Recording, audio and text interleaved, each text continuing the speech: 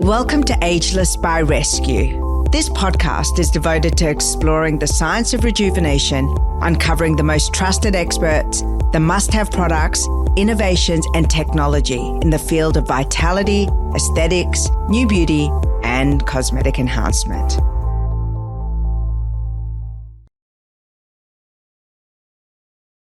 Oh, it's so nice when I get to have people I consider friends and compatriots on the show. Jacinta, I'm so delighted to have you on the show.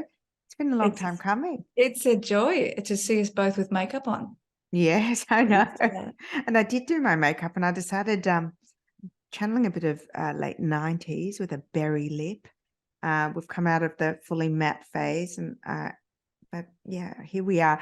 We've had so many great conversations and I was kind of anxious that I didn't want to miss bringing any of the great conversations we've had prior to this into this recording today, because the conversation that I think both of us would love to share and invite other people to have with their friends is the one around dismantling identity, however you may come to that point in your life. Yeah, because we both met, actually. I think we'd met before, but we got to know each other by coincidence at Kamalaya Wellness Sanctuary in Koh Samui in Thailand, which is a very spiritual place, isn't it? It's a beautiful spiritual experience. And I was there doing the Embracing Change program where I was doing sessions with a monk called Sujay. And so I was in the middle of that transformation. And there's many transformations that we have in our life, right?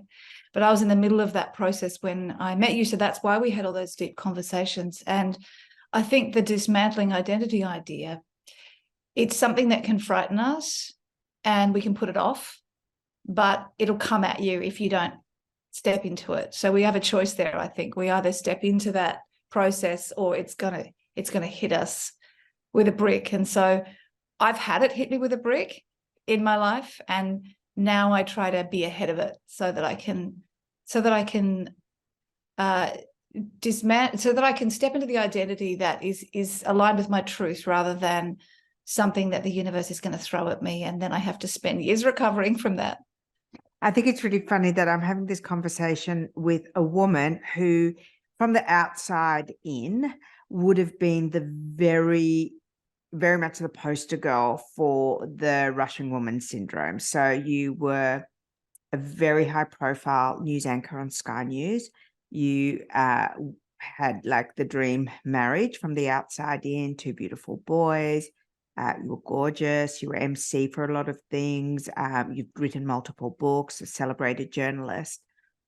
And you were kind of living the, enlightened woman's dream.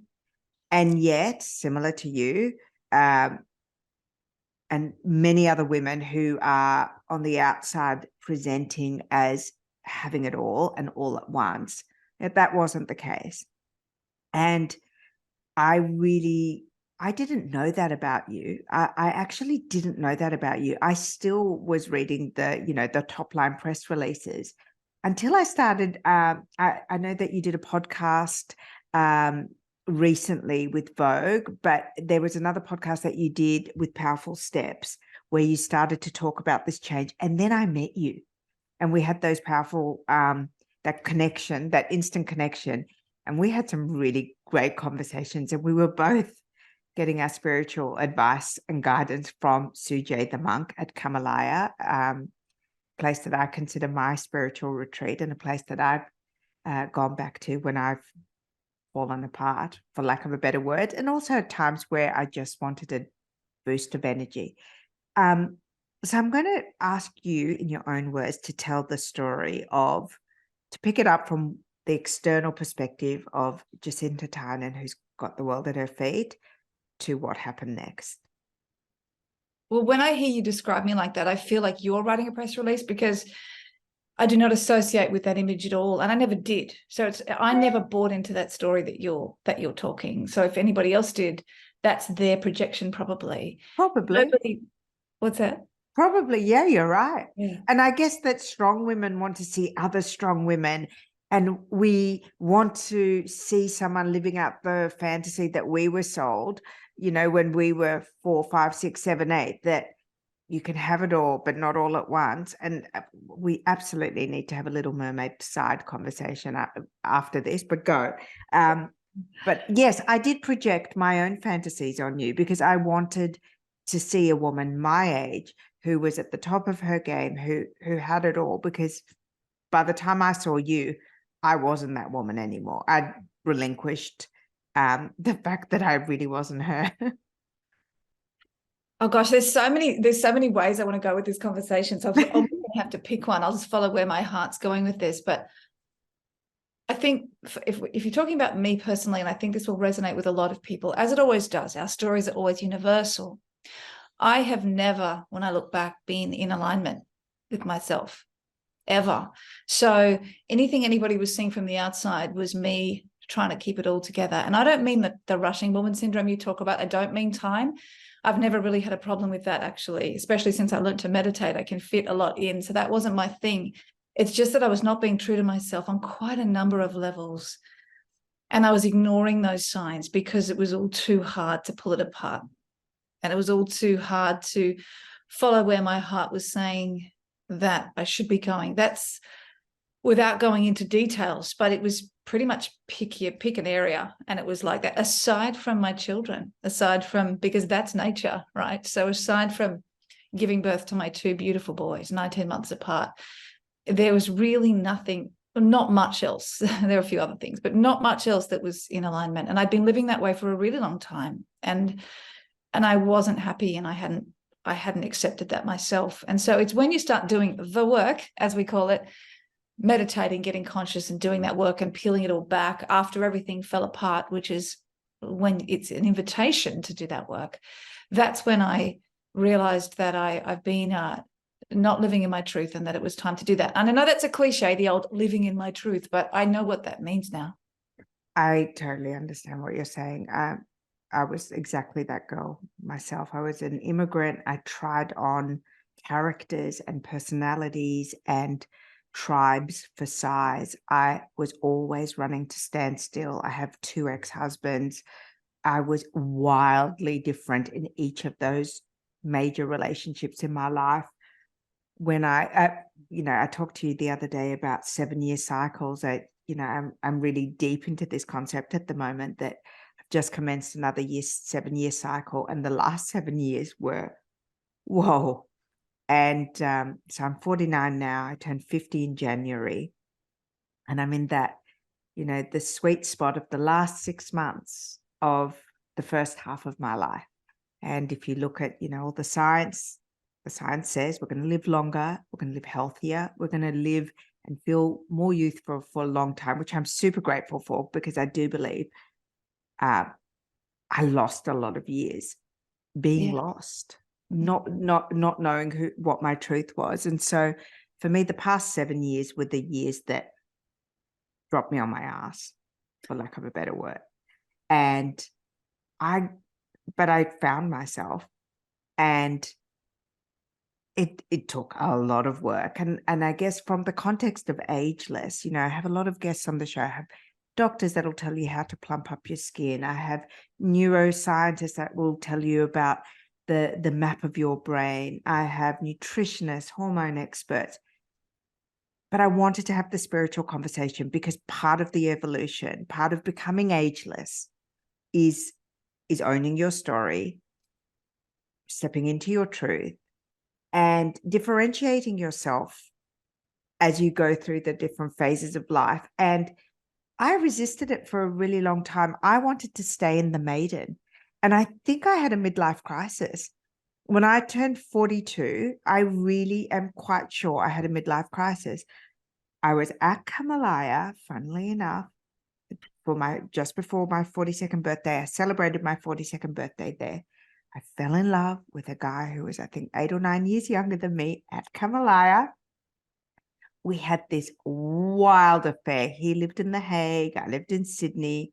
My daughter was 5 at the time. He had a very tragic story. His wife had passed from brain cancer, and very sadly, his 2-year-old son later passed from brain cancer. So we met at Kamalaya. We had this like spiritual, sexual, emotional, physical connection. And we both proceeded to have like this crazy romance all over the world. And it was, played out against some pretty magical backdrops. And I lost myself. I wanted to lose myself. I did not want to go into my mother, my strong businesswoman. I was trying to really hold back and stay in the madness. And I have an enormous amount of empathy for men who have these midlife crises, because I had one. I had a textbook midlife crisis. And it wasn't until, God bless this guy, Sebastian, he said, look, here's the reality. We can keep catching private jets and being on different islands for the next 10 years, no problem. I'm wealthy. I really like you. This is fun. But you do have a 5-year-old, and I don't think it's fair to you or the 5-year-old to pretend that you and I I'm going to move to Sydney and I'm going to, set up house with you. I'm not that guy. I'm like, he was a gazillionaire. He was spinning out from the losses of his life. And that, I get it. I absolutely get why people have midlife crises. And I didn't stop there. I backed up Sebastian with a relationship that lasted 4 years. That was truly the most awful experience of my life, but also crazy with a completely unsuitable partner. But he was having his midlife crisis. I joined him on that rodeo, and it was wild. And it wasn't until 3 years ago that, I stopped the merry-go-round. I got off the ride and I said, okay, what's your truth and where are you going? And it's okay. You can leave the maiden behind and you can be a wise woman now. And it's going to be just as much fun. And it's actually going to be a lot better. Where do you want me to go from there? So all I can say all the way. my Kamalaya experience was very different to you. I have been twice. I've sent many a friend to Kamalaya, and that place is littered with hot single guys. I'm in the zone when I'm there. But it sounds like I was like, are we in the same place? I've gone to Kamalaya when I've had the full breakdown as well, so I've had lots of versions of me there. But yeah, did you have a midlife crisis? When you were talking about that, I was actually reflecting, do I have that experience? As we do, we hear someone talk and we think, now, does that relate to me? I wouldn't call it that in those terms. I think that's sometimes just a label we put on things. What I believe happens is that we go in cycles, and maybe it's 7 years. Perhaps it is, because I can see that in my life too. But I like to think of life in terms of, actually, my meditation teacher taught me this, and he talks about this, where we're either in a phase of creation, destruction, or maintenance, or call it renewal, at any stage of our life. That has brought me so much comfort ever since I heard that distinction, because it means that when things are falling apart all around us, it all seems to happen at once, doesn't it? That is a phase of destruction, and it needs to happen. So rather than resist it, we can go with that, sink into that, and feel the feelings. Oh my God, yes. That is a really beautiful piece of advice, right? Isn't it wonderful? And it's so serving, that those 3 distinctions. And then it means that when you're in destruction, you can go with it and roll with it, and then ask yourself, what are the lessons here? What do I need to learn? I'm in destruction. That's where I'm at here. Everything's falling apart. That happened to me. All my foundations were rocked, one after the other, all at once. But then what you're left with after destruction is an invitation to create from there. And nature does this. Nature goes in cycles. Everything falls apart, and then from there it can build. And that is what happens with us. We just don't know it. So if you can work with those cycles, it's a much more productive way of being. And it means that we're not so much, we can get in flow, and we're not so much fighting against it. And so then from that, from the rubble of the destruction, you can say, well, what do I want my life to look like? Whereas if you resist the destruction, you keep on going with it and it keeps hitting you and you don't see it coming and you can never really get out of it. And then that middle phase is that they call it maintenance in these Vedic meditation terms, which I'm talking. That is that time just to sit still. That's when you can just go. That was the hardest bit for me. That was, and I'm just going to interject and say, so your beautiful meditation teacher is my schoolmate from grade 4, Tim Brown. And he amazing. is also the wonderful person that I turned to when my daughter was just pre-adolescence and she was struggling. And it was just in the middle of, or it was just after the pandemic and the lockdowns. And I wanted to give her one gift, a gift that my dad gave me when I was 17, which was Vedic meditation. And so I turned to Tim and I said, Tim, I would like you to teach Lily how to meditate. And Tim taught Lily how to meditate. And then you and I connected, and Tim has been such a big part of your life. So I do think that everything counts. That's just an extraordinary piece of synchronicity. When those synchronicity moments happen like this, and even us being on the retreat at the same time, I just love that. I just say thank you, universe, for that little sign. And it's trusting that everything is working in our favor. You know, we hear that a lot in spiritual talk. Is you hear that the universe is working in your favor, or Gabby Bernstein says the universe has your back, and it seems like just a line to trot out. But actually, if you can go with that and just try it on, you'll see that it is the case, even when things are seemingly destructive, to use that word again, or seemingly tragic. There's always something we can learn out of it. Not that we would wish tragedy upon anyone or ourselves, but when it happens, there's always gold in there. There are always lessons. Do you think, like, going back to the idea of the 7-year cycles, and you know that you're really on that 7-year cycle? Well, I'm really on the thing of the midlife crisis. Do you think that it is that cycle that, you know, speaking about what Tim is also talking about in Vedic meditation, we're all experiencing this break and then this invitation to recreate at midlife? Do you think that there's some truth to it? Because we've kind of gone through the big ticket items of our life, and then there we are, it's us. Yes, I think that it's happening all throughout our life if we look back, but in midlife, as you call it, and when is midlife? Because we don't know, but this is the traditional midlife where you and I are at. That's when it seems larger because there's more at stake. That's what I think. Right, Often yeah. we've had children. If we haven't had children, usually a long-term relationship, careers that have been established. So there's a lot more that we've invested so much into the life that we've created. And then we're starting to face our mortality, and we can see, oh, this is kind of the midpoint. This is it.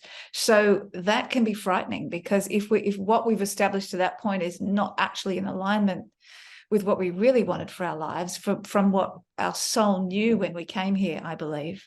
Our soul knew when we came here what our purpose was. If we haven't fulfilled that, if we've got too far off track with that and not done the growth and not had the lessons and not faced that truth and that authenticity of where we're meant to be, then that's when it can come crashing down. And that's why it feels so hard and feels so tough, because we think that's it. And we can get those dramatic statements like, I've totally ruined my life. I've stuffed up my life, because it seems too late. You know, in our 20s, 30s, even 40s, we can think there's still time. Absolutely. Now we start to think, is there time?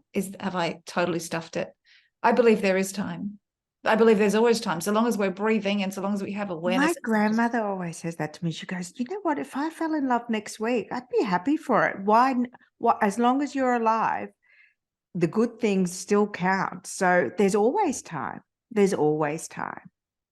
And I agree. I do believe that. But when you are in that depths of self-questioning, when the veneer that even you've believed in comes off, there is that really sticky time, that period where sitting still hurts. It hurts. Would you agree? Did you have that experience? I was lucky enough to have the pandemic on my side. So I then got to have that healing cocoon period away from society. Everything had come to a lovely pause. I was in my house with my daughter. I was going back to basics, rebuilding myself, and I had the privacy to do so.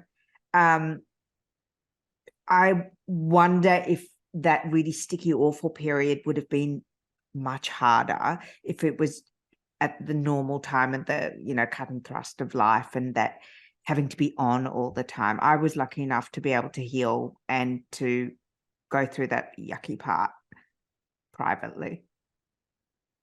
Yeah, lockdown was a bit like that for me too, actually. I was one of the few people that I think was saying, I actually need this, bring it on, because I got to do that stillness, as you say, with the capacity of time, although homeschooling robbed me of that time. But I loved having Lily all to myself. I loved homeschooling. I love the whole thing. Lucky you. That time gave me everything that I needed and everything that I had run away from. Yeah, that's beautiful. I can relate to that, except I did find homeschooling really, really tough. Everything though is a lesson, and I needed to learn patience. Did I learn it? I don't know. Still going on that one. That's one of my big lessons. If you're asking about my experiences, I had everything peel away within a period of a few years, around the same time. All of my foundations were rocked, and I felt very untethered to anything. Can you tell us the story? Because I just gave a précis, but I would love to hear it. And I think it's quite a huge story. Well, it depends which one you mean, but it's the headline. The career, the parenting. Yeah, well, there's actually more to it than that, but I probably won't be able to go into all of it, both for time and also there's those parts you have to keep to yourself. But in the headline act is that I left the family home with my two children. So I left their father and fled the home with my two little boys, age 4 and 6 at the time. So there was that. And you can imagine all of that comes with that. And I've written about that in my book, The Single Mother's Social Club. And then I lost my job, but I don't say lost my job. It was actually released from my job because I'd been very dissatisfied in that job for some time. It had served me well for many years. As you say, I was a news presenter, but the last few years it had been, my inner self had been shouting at me that this was not right for me, and I was hanging in there anyway. And so when you do that, then the universe will step in. And so 100%. I was retrenched along with a lot of people in the media industry at the start of COVID, and that was a blessing for me. I'd already started my book. I already had the book deal for that, so it gave me the space to do that. I was homeschooling. I needed that time to heal and recover from so many things. But, however, it meant that my income was gone, and so was my identity. I was about to say, surely it was the identity. A little bit. I can talk about that more as well. But yeah, so a lot of things got rocked at the same time. I suddenly had no assets, and I was just the only two people I felt, and I don't say this to be a victim, because in fact I did realize I was in a lot of victim mentality for a while, and I've worked through that. So I don't say this in victim mode, but I really genuinely felt, and still feel actually, that the only two people who care about me in the world really are my two children, and they are too young to bear that responsibility.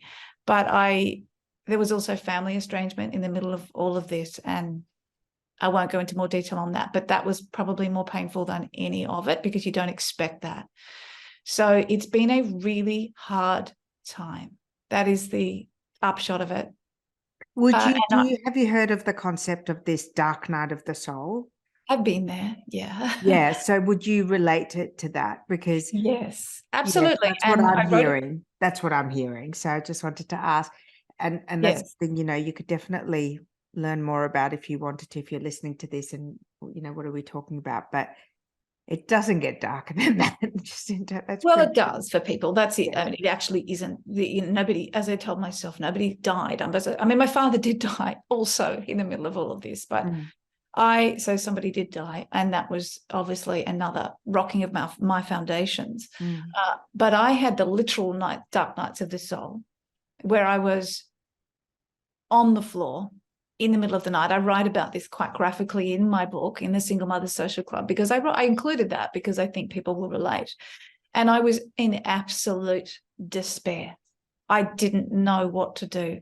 At the time, I was reading Michael Singer's books. I don't know if anyone listening knows these, but if not, they're really powerful books, called The Untethered Soul is one of them, and then The Surrender Experiment is another. My kinesiologist put me on to these books. Kinesiology, by the way, saved me. That's another conversation. So in The Untethered Soul, Michael Singer talks about surrendering and just giving over to the universe and allowing that witness self to observe ourselves down here, because that's our truth. That's who we truly are. And so I read a lot of spiritual books, as you know, there's quite a few behind me here. And I read them and I often get the theory and think, oh, that's brings me peace, that thought. But this time, with nowhere else to go and with nothing else left in the tank, I decided, all right, I'll try it on. So I just, in the middle of the night, said, all right. I can feel this. I can really feel this. I know what you're saying. Yeah. Thank God you had that book. Thank God you had that guidance. Yes. And it works. I just said, I surrender. Please, God, help me. And I'm not religious. Well, it depends what you call religion, but I was praying to just somebody up there, the universe, God, a higher source, whatever you want to call it. And I said, just help me. I don't know what to do. And in that moment, I felt some peace just wash over me. It didn't mean that I was done and, oh, I feel better now. I just knew that I could sleep that night. That was enough for then.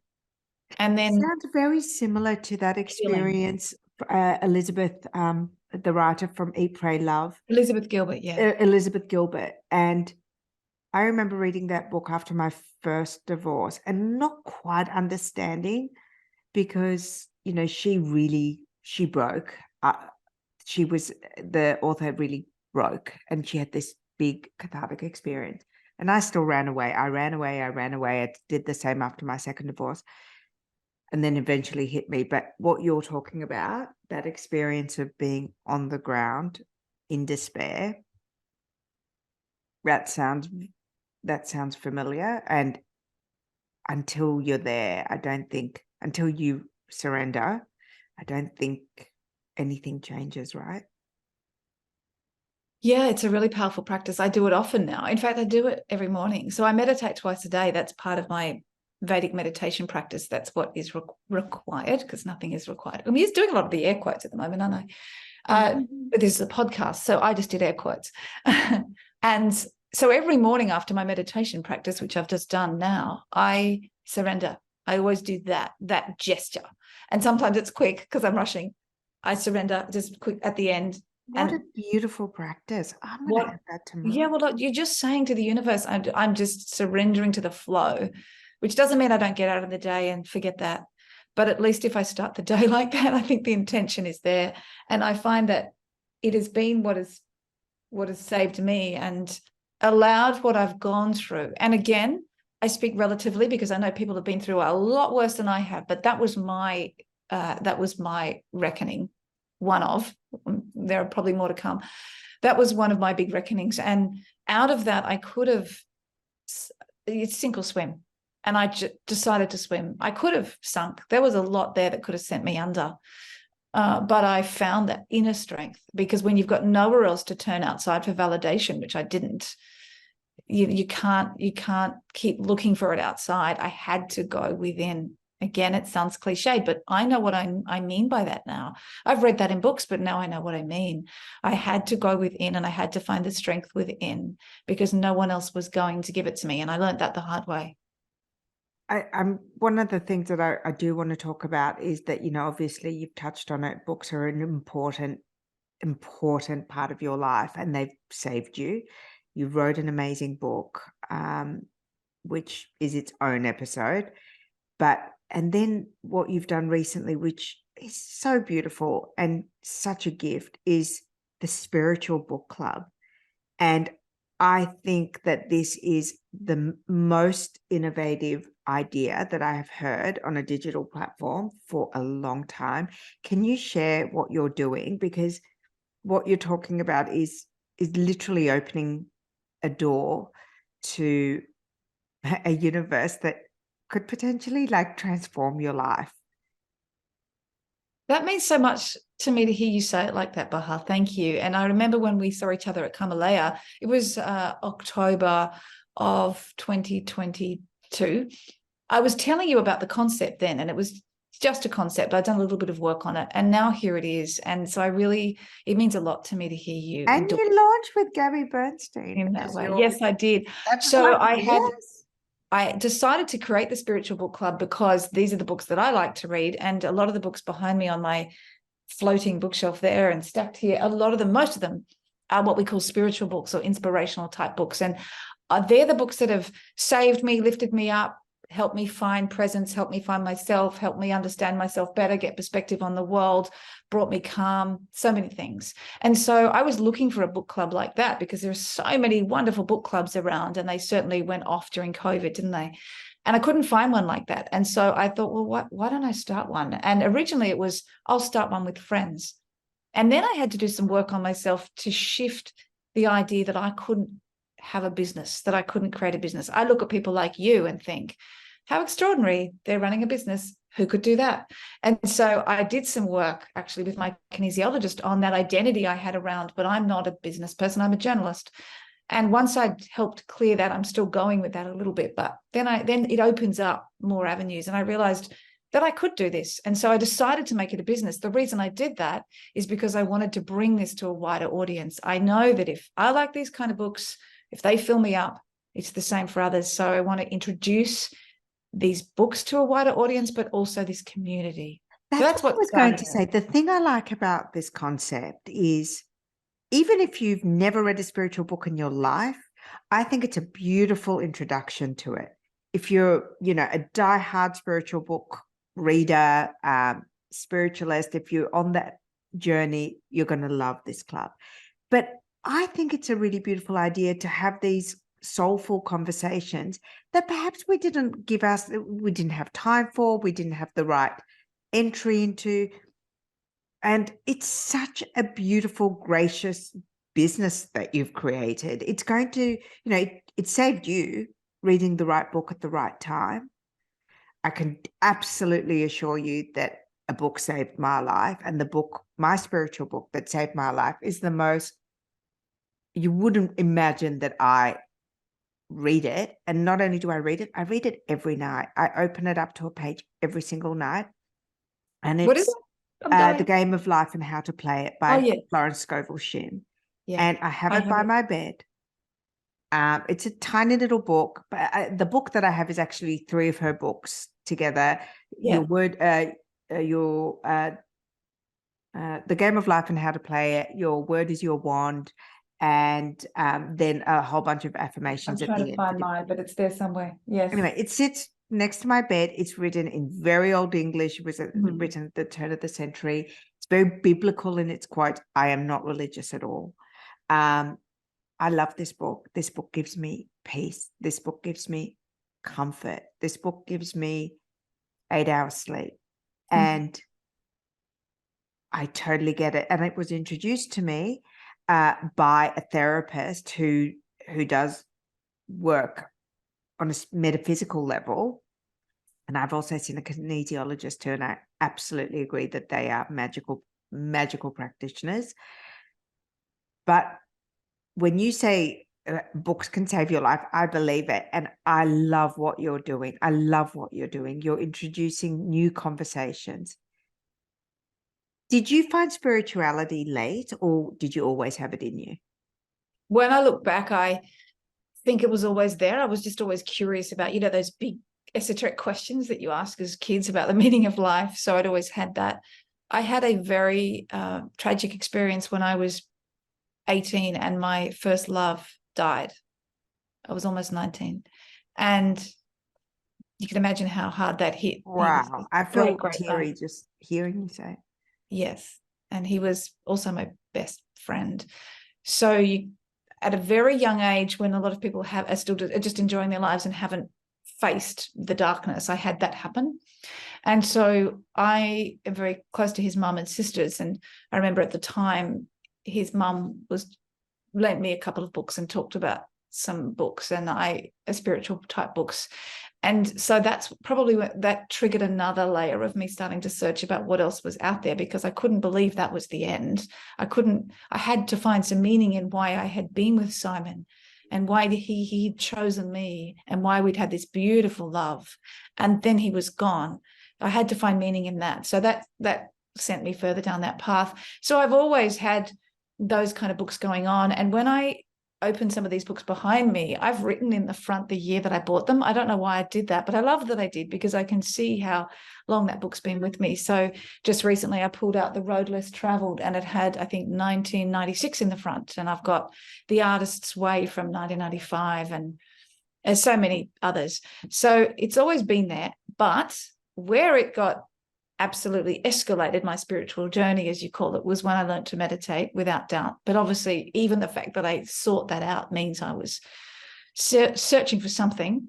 And that was when I was pregnant with my first son, Jasper, and he's now 13. So there you go. That's how long I've been doing it. And I went and saw Tim Brown. I learned to meditate, and I did that because I, with this belly in front of me, thought, I don't trust myself to be a good mother. My self-esteem was at that low point where I didn't think I had it in me to love someone else or be good to someone else. And so I learned to meditate to help me with that. Wow. Thank goodness I did. It was the greatest gift. And then I have never stopped. I don't think I've missed a day in that time. And that is because it is my absolute life force. Do you think you'll get your kids to learn with Tim? I did get my oldest to learn when he was about 5. I think he was a bit too young, because Tim does teach children at that age, but my kids are a bit distracted like that. They're rejecting a lot of what I do. They'll say, oh, you and your spiritual stuff, Mum. So we'll just see where they go with that themselves. That's their journey. But I hope that a lot of what I'm learning as I go is being passed on to them by osmosis, even if they don't realize it. My dad meditated since he was 18. He did TM, and he practices Ayurveda as well. And we have only ever known my dad, who's a very, successful, prominent scientist, to meditate twice a day. My mum poo-poos his meditation and has done for the entire time they've been together. But no, Dad rolls up every morning. We just know that that's who he is. That's what he does. And when we were young, he took us to learn meditation and Ayurveda, and, some of it we practiced religiously, some of it my brother and I rejected, but we come back to it. So, yeah, I do believe they learn by osmosis. I think, I'm sure they're watching you and they know, yeah. And when it's their time, it'll be of interest to them. I hope so. But then again, you also learn that at some point you have to let that go with children. You can only do what you can do. And I also know that being a mother has been a spiritual journey in itself. And so they've come into my life for that reason as well, for me to do all that growing, because when it's just you can decide to cut corners. But when you've got, well, in my case, 2 others who are looking to me, I was going to say had to, but I have to. I still am having to commit to keep growing and keep evolving and keep stepping up constantly, always, so that I can be a better mother for them, so that I can give them a better start. And I fail all the time and I drop the ball all the time. But I think the gift we have when we do this kind of work is awareness, that we know when we're doing that, and we can be conscious of that. And I can go to my kids and say, I didn't get that right, which makes me teary. But I don't know why that's making me emotional. But I love that we have that gift now. It's okay to be wrong, and it's okay to say sorry, and it's okay to correct ourselves and do better. You talk about meditation, and obviously the Spiritual Book Club is an extension of your kind of spiritual awakening and your desire to take the tools that have helped transform your life to other people. what are the other practices that you have incorporated into your life and you feel really work? It's not as I'm not as some spiritual guru, so it's No, not as I'm interested in all practices. yeah. I ask people what injectables they have, what surgery they have, what practices they have, what vitamins they take, because I genuinely believe we can learn from each other. So your practice might be, burning a nice essential oil when you go and have a bath. I'm curious because I really believe that by telling stories and sharing our own little, cheat sheet for feeling better, looking better, being better, we're sharing some really good wisdom.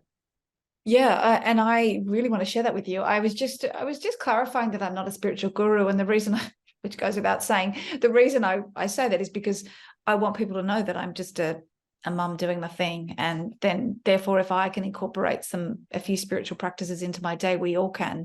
I don't have a dedicated meditation spot with candles all around me, and I just try to incorporate it where I can. I sometimes meditate in the car, not while I'm driving. I should clarify, but wherever I can find a spot. So I do my twice daily meditation, and sometimes I do some yoga stretches as well. And that's it. That's my foundation. If I then have time, I might journal. And I do that because I'm a bit lazy like this, but with these practices, but I just know that enough people talk about the benefits of journaling. I've read The Artist's Way, which is, Julia Cameron talks about doing morning pages, stream of consciousness writing. So I know the benefits.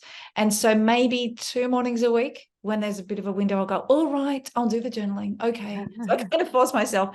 And then when I do, I'm always glad I did, because there'll be some nugget of an idea or a resolution or some clarity or some peace that I get through that. And what else is my spiritual practice? I walk in nature where I can. I live near the bush, and I always do that. I do that about 3 or 4 mornings a week, often listening to a podcast and an inspirational type podcast. And that's kind of it. That's the foundation. But the biggest spiritual practice is being a mum, as I mentioned, and starting this business. Starting a business has been such a big growth for me, having to be accountable, and the buck stops with me. And I need to do this for my growth, but I need to do it for our welfare as a family as well. I'm doing this to make money for me and my children, as well as all the other benefits. And so it means that I absolutely am driven to make this work. And I'm glad I've got that motivation, because otherwise I might let it go by the wayside. Did you, as a result of your dark night of the soul, or your renaissance, we might call it, what happened afterwards, did you look different? Did you find that? Because I thought that was a really bizarre side effect. My physiology completely changed. I'm saying no to me because, yeah, I haven't paid much attention to my body. So I'm not good with what I eat. I eat a lot of chocolate. I don't drink alcohol though, or coffee or tea. So not that they're bad things. No, I'm just curious as to what did you notice any physical transformation? Because often when we have, those big moments in our life, whether it be stress, so, or it might be like an awakening, I do feel like there's a shift. So when I was in that period of intense stress, where I really was worried that my body was going to give out on me, I looked different. My eyes looked haunted. My skin had a completely different pallor. My body was so different to now. And I went through menopause at the same time as going through that dark night of the soul. And then when I came out the other end, lots of people said I looked like 10 years younger. And it was not from, I changed a few lifestyle things, but it was as if my physiology changed and I became who I was meant to be. So I lost a lot of weight, but in a good, healthy way. The shape of my face seemed to change. my tone of my voice changed. I like to think the softness, my skin became softer, because I always think, my heart became softer, so other things softened. But I had a physical transformation as a result of that, overcoming that part of my life. And I'm curious, did you have anything similar to that? So I was just thinking you're probably more aware of that because that's your business and what you're passionate about. Yeah. I don't pay attention to that so much. However, and that would be reflected in other people. Maybe other people notice. However, I do feel a lot more alive. And so we calculated I've been meditating for about 14 years. So I could say then definitely that in the last 14 years, I've felt more connected, more in my body, more alive, I notice that I'm more present for sure. And I find more joy in the things around me. And so when I talk about walking in nature, I am lit up by what I see around me. And I have so much energy and so much vitality. And people are always saying to me, actually, how do you fit it all in? And that never seems I to be think about that when I think of you all the time. I just go, whoa, how does she do it? But it doesn't seem to be a problem. My life moves at a pretty easy pace, actually. And that's meditation. Again, time stretches when you meditate.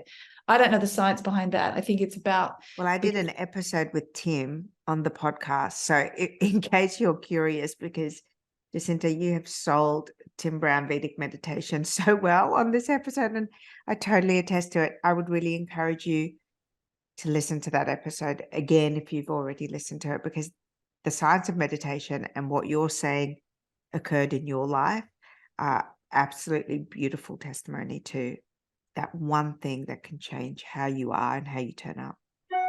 And in fact, I'll say on that I didn't have menopausal symptoms at all.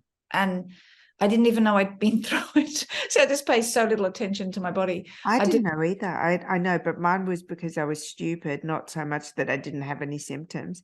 I just thought all of the symptoms were from the stress in my life. But do you think that you didn't experience any of those, or they were reduced because you were meditating? Yeah, and so I want to clarify that because, I know people just listen sometimes in sound bites. And so this is not me saying, that can be really annoying when you hear someone say that. I'm saying for me, I think it is because of the meditation reduced side effects. In my case, I didn't have any. I put it down to that.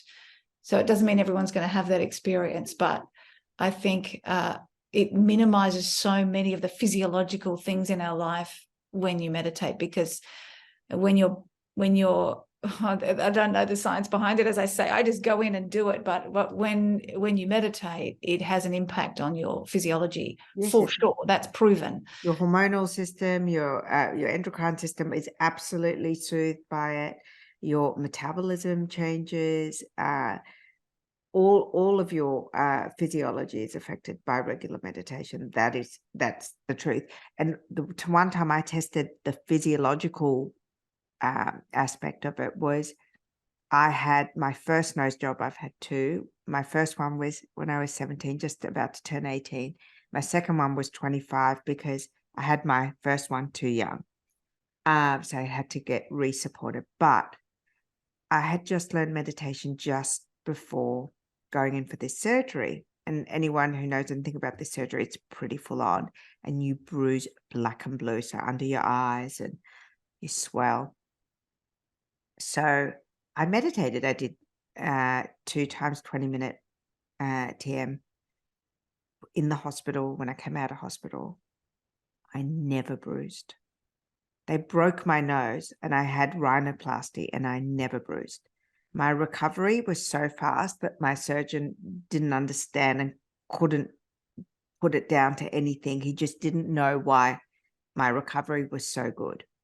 So fast forward, 30 years, when I had abdominoplasty a year and a half ago, they were like sending me home with endone and all sorts of painkillers because it is a brutal surgery. I thought to myself, okay, I'm not going to take the endone because that's addictive and it's awful. I will take painkillers and I'm going to step up on the meditation again. So I did my twice daily meditation. When I got COVID, I doubled down on my meditation and the practices that I know help, and the Ayurvedic practices. And all I can say is, in my experience, the science of meditation resulted in physiological improvements and coping mechanisms that I was able to see and measure. For sure. Yeah.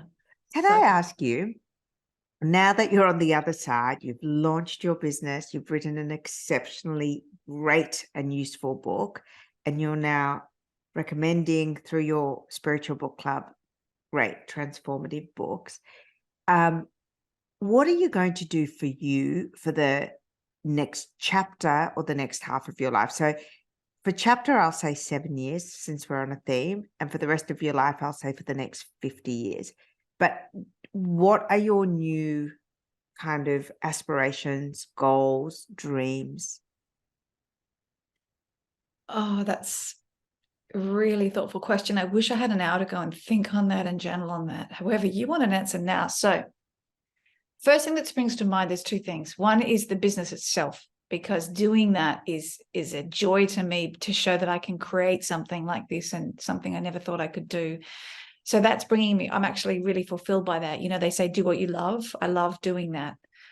These books behind me, being able to read those as part of my business and share those is a joy. The other thing is joy. I realize I haven't had a lot of joy in my life for quite some time. And I miss that, and I want more of that. Recently, I went out to a dance class with some friends, and I saw you did that. That looked fun. Random things, and they were going and said, come with us. And it reminded me, I was in the dance class and I was almost moving me to tears, because it reminded me of how much I love dancing. And the last time I was in a choreographed dance was when I was in year 11 at school, and I'd gone to the boys' school, and I was in a production of West Side Story in the chorus. And it brought those memories back of being choreographed in this dance, because I was being choreographed in this class. We had a routine by the end of class. And then as I was thinking about that West Side Story production, I just looked at the girl next to me and did a double take, because this girl was also in the same West Side Story production with me. When we were back at high school. We weren't at the same school, so I haven't seen her in all that time. So I don't know what. There she was in the dance class next to you while you were having this. Yeah. I always think it's time travel when we do these, when we have that feeling of things returning to us. I think a certain part of us time travels, and our cells actually think that we're right there. Yeah, it was. I don't know what it was, what the sign was, but it was definitely something. You called her in. Of all the classes in all the towns in all the world, I was there. And I was back to, when you're a jet all the way. And I was straight back to the dance routine. And then there was someone who did that with me. And I turned to her and said, Penny, I was just thinking about West Side Story. And it was like time had stood still. So I think that is just the universe endorsing that, saying, yes, this is something that brings you joy. Just remember that. Remember who you were as a teenager when you did those things. I've always done acting and studied acting, wanted to be an actor at many stages of my life. And so that brings me joy. So maybe I'll start returning to acting classes. But I've got to find that within myself, because for too many years I've been in serious mode, holding it together mode. Even these last survival mode, right? Survival mode, thank you. And even in these last few years, when we've talked about all the spiritual work, yes, that's been necessary and has helped heal the pain and the trauma, actually, and has helped me recalibrate of the kind of out of alignment life I'd been living. But now it's time to have a bit of fun. I'd love that. So I don't know how to create that. So I'm looking at that now. How do I create more joy in my life? That's what I want the next 7 years plus to look like. It's not too late, is it? No, it's never too late. It's never, ever too late. I think back, and would I wish the last 7 years on myself again? No way. I'm so happy to be out of that 7-year cycle. And you know what? I'll tell you something I learned from my dark night of the soul and from the work that I've done on myself and the books that I've read is I used to always disown parts of myself. So if there was a period of my life that I didn't like, I'd get rid of the photos. I would not talk about those times. I would not talk about those people. And I would essentially disown that entire experience and I wouldn't feel it. And so it would pop up again in some version of it, maybe not in the next 7-year cycle, but 21 years after the fact. And what I've learned in the past 3 years is to love and own and value all of those experiences, all of those people, all of the good times and all of the bad times. And I genuinely do. I actually have no malice in my heart for any of it, but most of all, not for myself. I forgave myself. I can giggle at versions of myself that did some stupid things and thought that, they were so good or sophisticated or healthy. And I just look at her and go, you know what? At least I know I took that dark part of myself for a walk. I took her out for a dance. I put her on a boat in Greece with a hot young Dutch guy. And I'm glad I had that experience. I don't berate myself and think, oh my God, why did I do that? I lost, years of my life being stupid. I just go, you know what? I needed it. I needed that adventure. I needed that lesson. It's going to make me a better mother when my daughter comes to me and says, Mom, I want to move to Mykonos because I met some guy. And I go, I'm going to have the empathy and the understanding of what my daughter is going through instead of living in a bubble. So that has been the biggest lesson for me, to love and own all of the ugly parts of myself, to look at those photos, to re-listen to that music, to go back to those places where my heart was broken or where I was sad or I acted out and go, you know what? It's all part of me and I like all of me. And I genuinely do now. That's extraordinary. I'm hearing that thinking, oh, I'm not there yet. There are boxes of photos that I've just put aside that I can't go there because it's painful too because of loss that you might have experienced since then, or even if it was, what I find is even if it was a fun and joyful time, I don't want to be reminded of it because then I will miss that. And so yeah, I get it. There's another layer to peel off, I realize.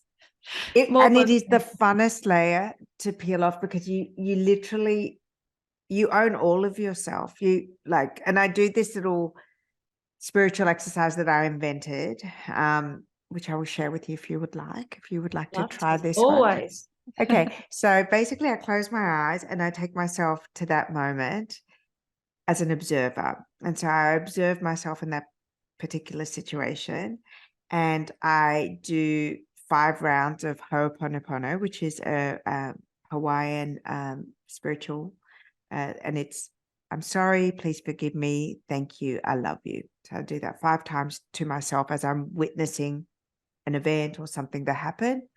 And then I witness what happens, and then I say to myself, that version of myself, are you ready to come home?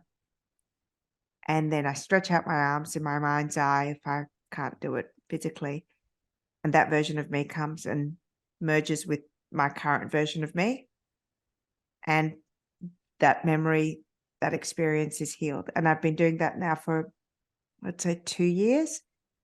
And it's amazing. It's been so healing. And I love both my ex-husbands. I have love in my heart for business people who have done the wrong thing by me, because I now take responsibility and I understand what I learned from it, who I was in that experience. People who've betrayed me, stolen from me, lied to me, made me feel less than I was, bullied me, all of those things. I play a game with myself every day. How many parts of myself can I heal? How many moments can I go back to and love up? And I go back and I love myself up and I love that person up and I bring it back into me and off I go. So. Oh, I am taking that. That is amazing. How many parts of myself can I forgive. Was that what you Love said? up. Love up. Love up. Yeah, Oh, bring back to me. Yeah, bring back. that is so powerful. It's quite cool. There's a book in that. Yeah, well, That's I wrote spiritual. one. My first book was called Rescue Me, and the title says it all. I was lost. I wanted to be rescued. But yeah, it was so wonderful speaking to you. Thank you so much. Thank you, Baha. I really enjoyed this conversation because it's the kind of conversation we'd be having anyway. So hopefully people can take something from it listening in. I'm going to put all of the links. I'm going to put the link to the Spiritual Book Club into this podcast episode, and also a link to your beautiful book, The Single Mother's Social Club, with many aha moments, many aha moments. And I'm so pleased we're friends. See, Kamalaya delivers again. Yeah, what a gift that was. Came out of nowhere. Have a beautiful day, Jacinta. Thank you Thank so you much for for being having on me, the show. Baha. Thank you. See you soon.